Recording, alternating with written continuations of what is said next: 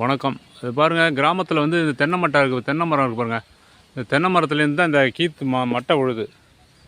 தென்னை மட்டை உழும்போது அதை வந்து ஊற வச்சு இதுமாரி ரெண்டு ரெண்டாக கிழித்து அதுக்கப்புறம் தான் இந்த கீத்து தயார் பண்ணுறது. முடையிறதுன்னு பேர், கீத்து முடையிறதுன்னு சொல்லுவாங்க. அது நம்ம ஐயா அன்பழகன் ஐயா முடையிறார் பாருங்கள், எவ்வளோ அருமை. இப்படி தான் முடையிற கீத்து உருவாகிறது.